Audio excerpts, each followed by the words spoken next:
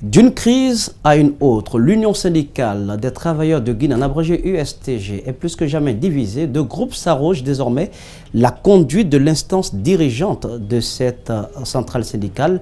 Un bicéphalisme né au lendemain du congrès de Mamou, auquel congrès n'a pas pris part le bureau sortant à sa tête, Lumbemba Soma. Ominato Sidibé, Yacouba Traoré pour plus d'explications.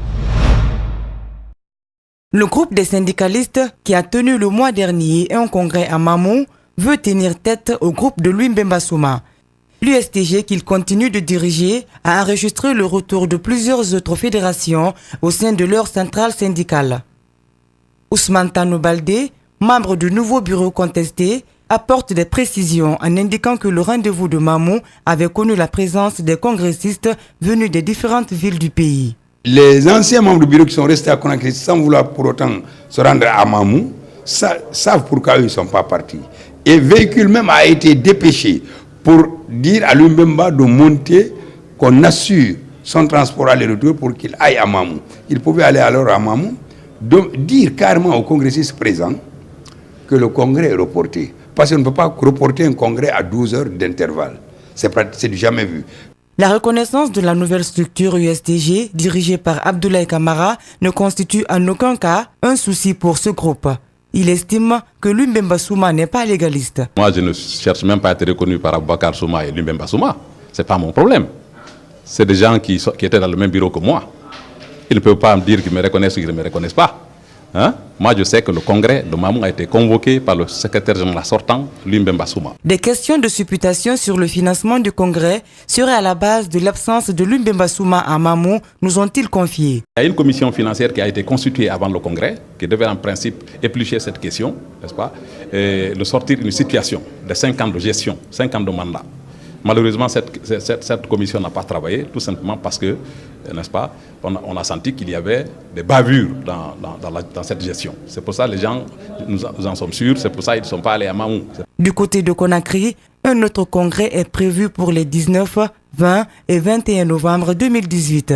La crise persiste au sein de la centrale syndicale USTG. Séminaire de formation sur les dettes illégitimes, leur impact et les alternatives, tenues ce mardi à Conakry avec la participation de plusieurs membres de la société civile guinéenne et de la sous-région. Cette activité vise à informer les citoyens sur les mécanismes d'annulation définitive des dettes qui n'ont aucun impact positif sur les populations. Abdraman Ba, Ibrahima Souma. 3 jours de formation au cours desquels se tiendra un échange sur les dettes illégitimes. Des dettes contractées sur les dos des citoyens et qui ne les servent à rien, sauf contribuer à les appauvrir. Le CADTM s'inscrit dans le cadre de l'annulation intégrale sans condition de la dette. C'est de cette dette que nous voulons parler et partager ces informations avec les acteurs de la société civile, notamment les ONG en République de Guinée. Chaque année, le Fonds monétaire international accorde du crédit aux pays africains, mais le remboursement de ces dettes devient un sérieux défi. Cet expert malien a un regard pertinent sur les impacts de ces dettes sur la vie des populations. Cette dette contractée au nom des citoyens qui n'a pas servi à son développement, donc peut-être c'est une dette qui a fait l'objet de corruption et de détournement.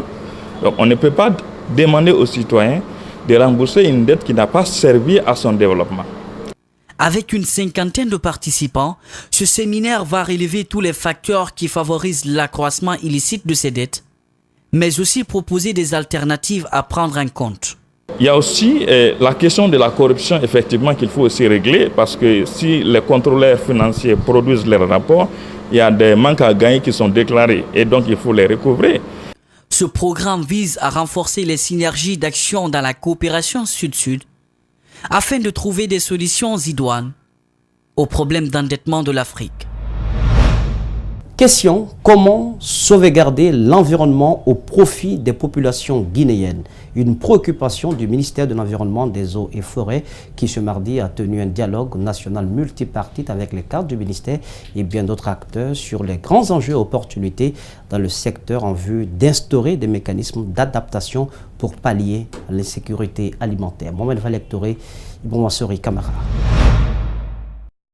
La Guinée s'engage à changer son environnement en s'inscrivant dans le programme Sécurité alimentaire, la restauration des terres et le paysage.